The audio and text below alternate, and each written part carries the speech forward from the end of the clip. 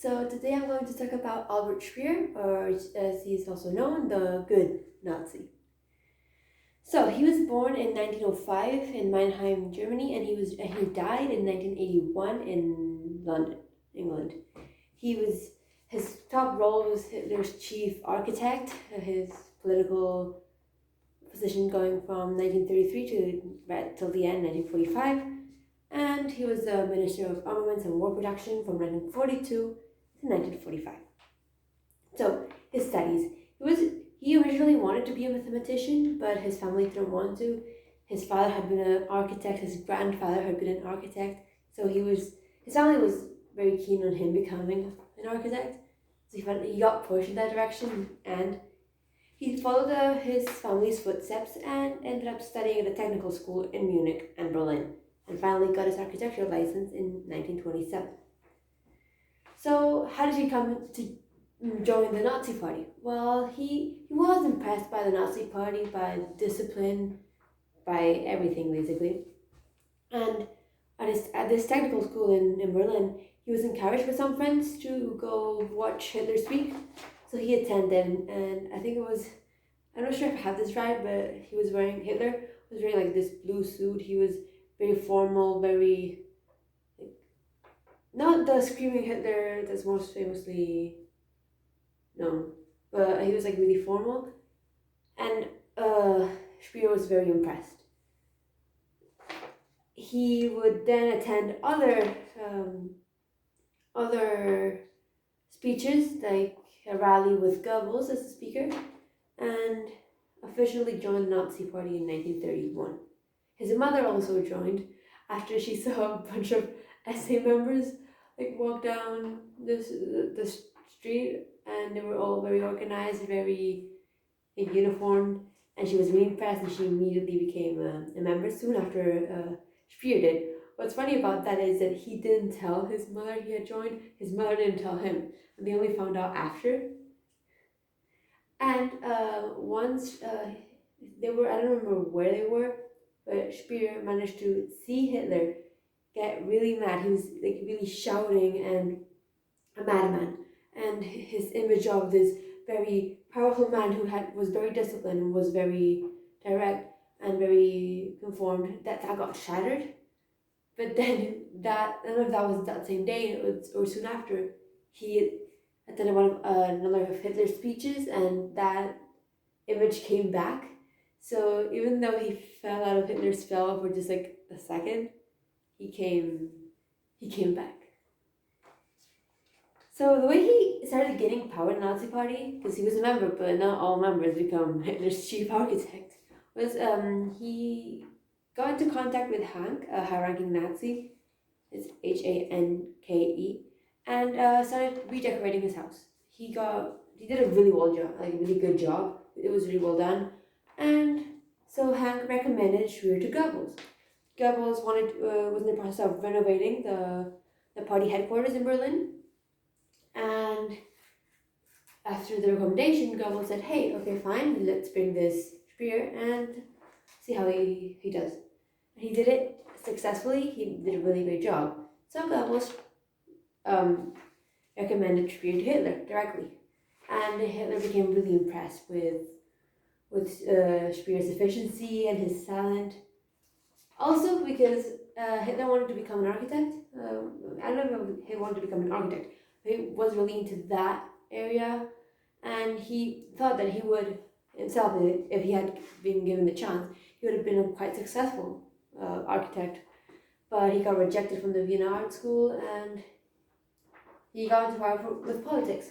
But I don't know if he saw something of himself reflected in Speer, but he took a really good liking to him.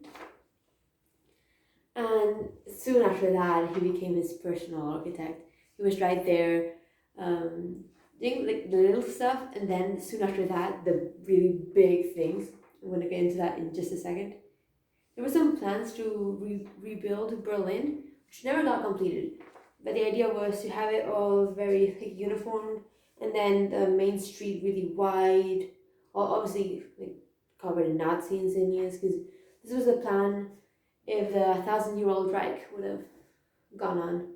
So if they had won the war, Berlin would look totally different because Speer would have redesigned everything. He designed parade ground, searchlights, and banners. He really used Nazi flags, and that really impressed Hitler. That was like basically a bit of sucking up to Hitler. Hey, look, here's all these Nazi flags. We could put them there and there and there. And Hitler's like, yeah, I like that. So he eventually he grew more close to Speer. The Nuremberg Stadium in 1934, used in the film Triumph of the Will, a huge propaganda movie. I've talked about it before. He put the Cathedral of Lights, that was the searchlights I was talking about before. There was like over 130 of them. It just made it look like huge Greek columns going up until the sky. There's actually videos of this, and it's really impressive. And it made it look like a sort of Colosseum, like, I don't know. It was really, really impressive, and of course suited the classical, traditional idea and image Hitler had. And the second he did that, Hitler's like, yes, that's the guy. He was this guy before, but like that really consolidated his stay in the inner circle. He renovated the chancellery. He did it really well, and he worked at close quarters with Hitler. They saw each other every day. They had dinner almost every day, which wasn't really that of a common thing with high-ranking Nazis. Not even Goering, Himmler, Goebbels. They didn't have dinner that regularly with Hitler, but Speer did, and that caused a bit of jealousy in the Nazi party.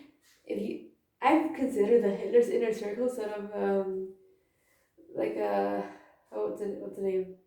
Like a TV show. It's just all drama and like sabotaging each other. I don't know. I just find it really funny because I mean they were really powerful men who, by sabotaging each other, also sabotaged a lot of people. But it's just like so much infighting inside the inner circle. At one point, Goering put SD spies on it. The inner circle was just like a whole lot of drama. And here comes this guy who was in his 30s, like really young, having like a lot of personal relationships with Hitler, and all the other Nazis who were older. Hey, we were here before. Was this guy? Even Goebbels, who recommended Speer, he became quite jealous. I mean, Goebbels had a lot of Goebbels adored Hitler, and here comes this other guy, and Hitler pays attention to Speer, not Goebbels. Jealousy.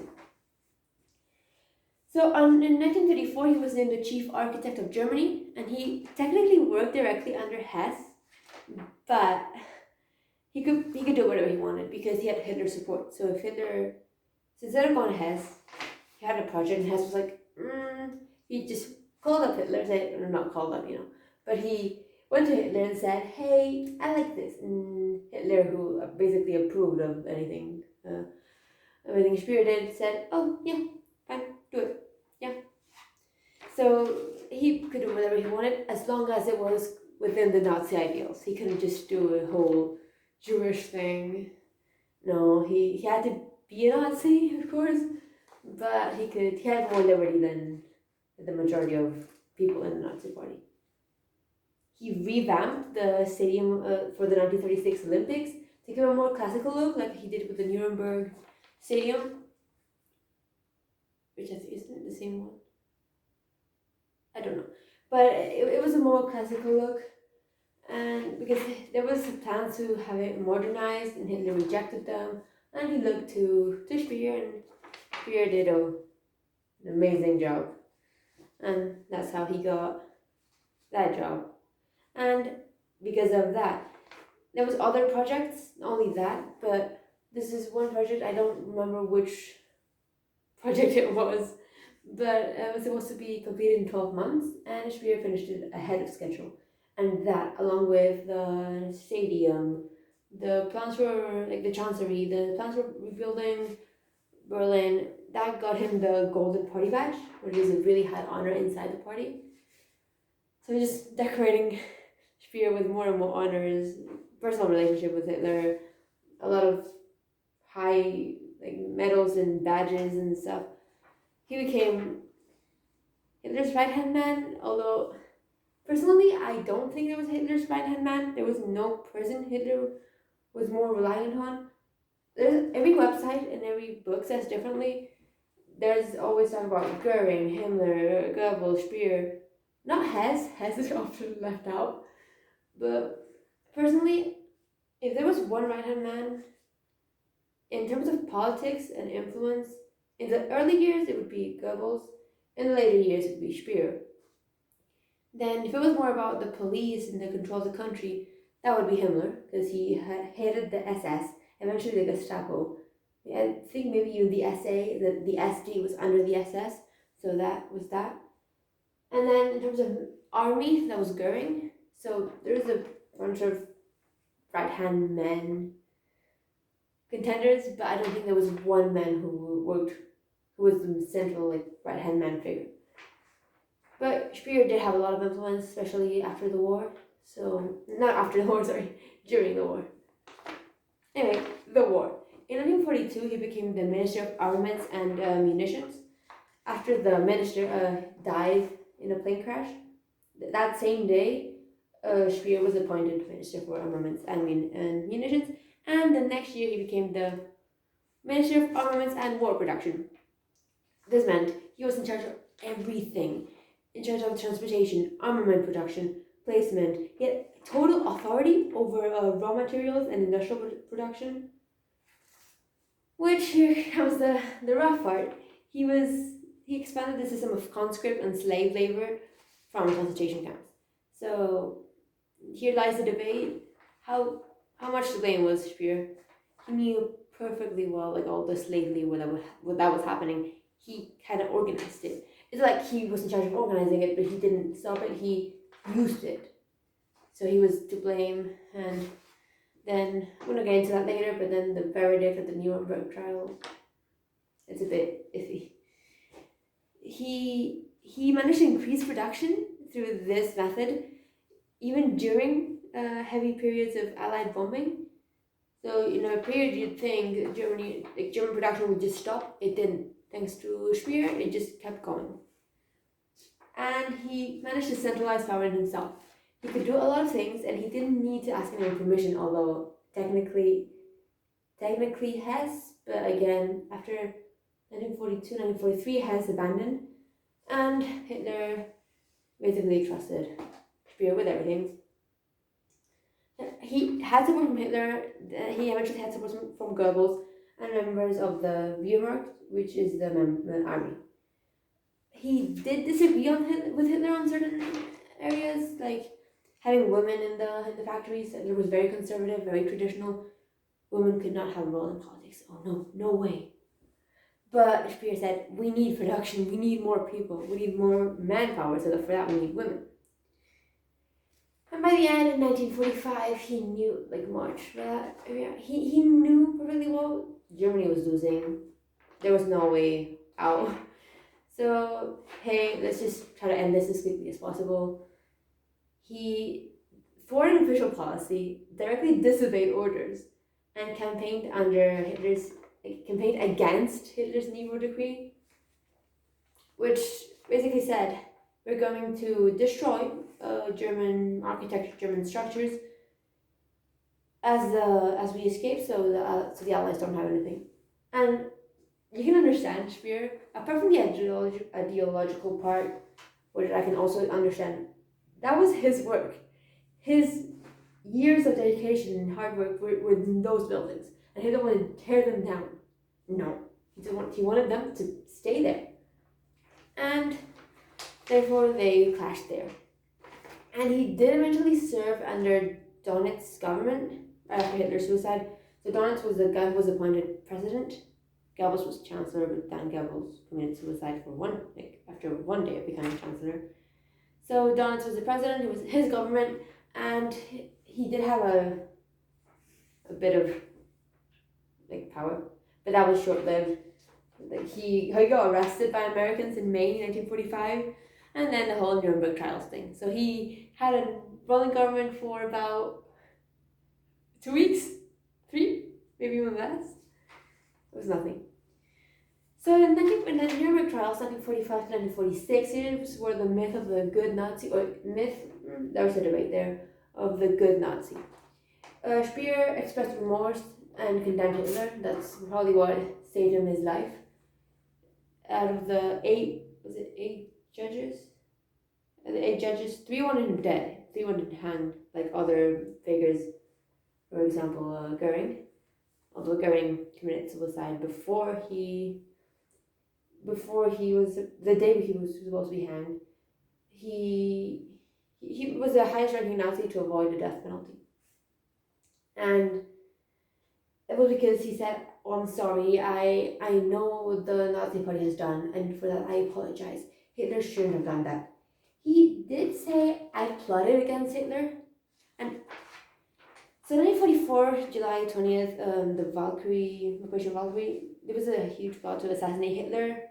That was a failure. They got caught. No, they didn't get caught. The plan failed because something about logistics. That's not important right now. But Speer condemned the plotters. But then in less than a year, he plotted against Hitler. So that's a bit, there's no hard proof about this. So that's a bit, are you sure you did that? Are you lying? So that threw like the jury and the judges in his favor, because he said, like, I tried to kill Hitler. He pled guilty. He said yes on both charges, which one was crimes against humanity and the other one I forgot. But he said, yeah, I'm guilty. I don't deny that. But I didn't know about the whole extermination of the Jews thing.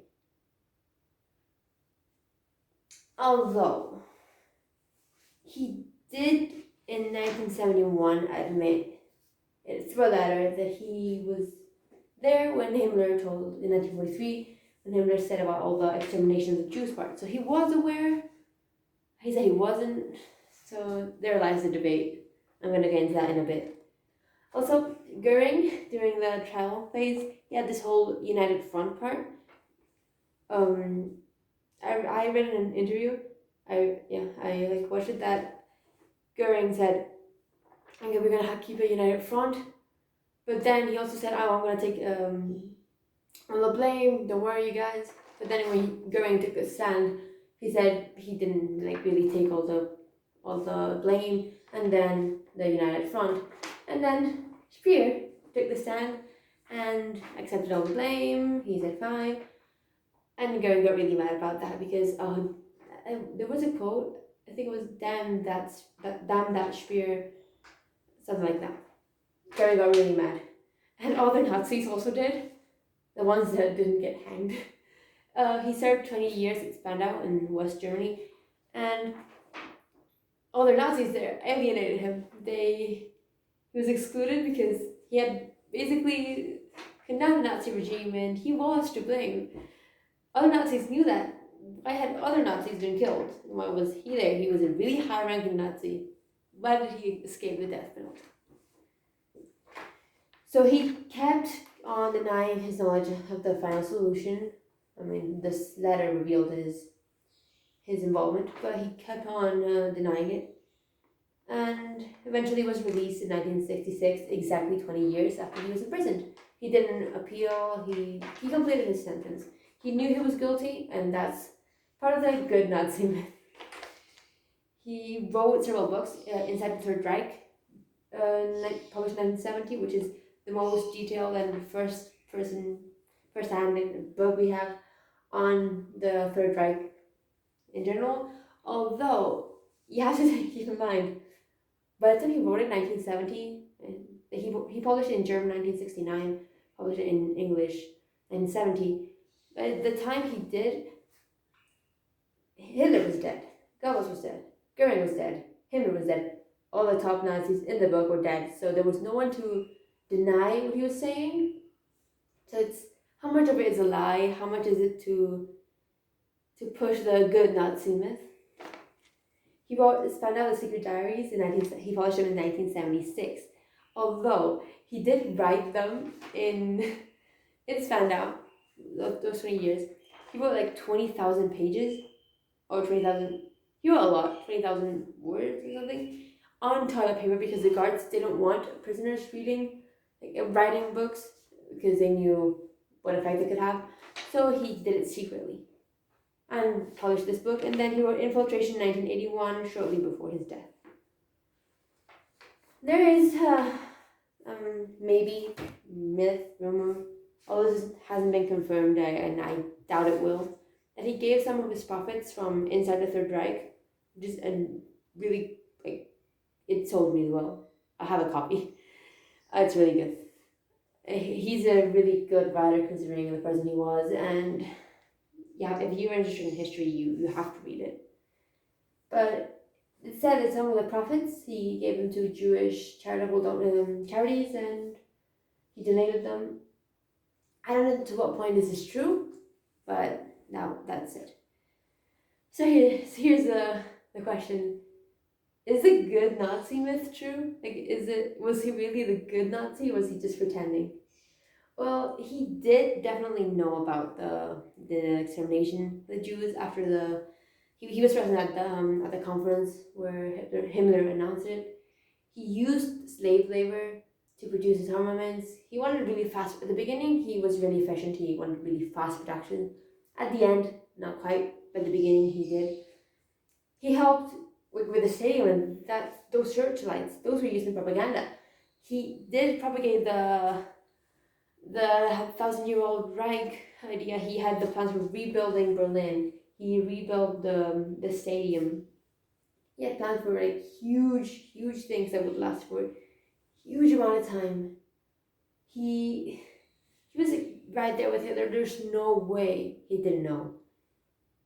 This is also the debate with Eva Braun, Hitler's wife, girlfriend, and then wife for a few hours, before they both committed suicide. But because she was that close to Hitler, there's no way she couldn't have known what was going on. And he did allegedly plot against Hitler, although he did condemn the plotters that tried to kill Hitler a year before. That's a bit. But then that was like supporting his idea of the myth is false. Then he did apologize. He did say, "Hey, I'm sorry. I know what the Nazis have done. I didn't. I was the architect. I was just following orders. I was just building things, and I was in charge of the economy during the war. It's not my fault. Why should it like I wasn't at the concentration camps. I didn't kill the Jews. It wasn't me. But I'm sorry, like, for the Nazis. I apologize on behalf of the Nazi party." So that touched the people, and many still call for his execution after. Many didn't support his relief of the death penalty, and not many believed all the good Nazi things. But from after his death, really, people began putting things together and saying, "Is this true? Was he really that good a person?" Because after he got released, and he did a lot of interviews. There's this book, I forgot. Is it Gita? This journalist, historian, I don't know. She interviewed Speer right after he got out of Spandau, and it's called Speer, His Travel with the Truth. And he did try to tell his story, or his version of the story at least, and the public were on his side. The public said, "Oh, this guy knew nothing. He apologized. He's the only Nazi that apologized. The only high-ranking Nazi.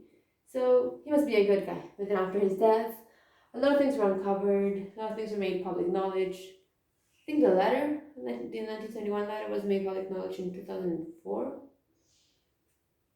And eventually after his death, a lot of things were uncovered, and the myth fell apart. So yeah, that was Albert Speer and his good Nazi myth. Yeah, thank you for watching.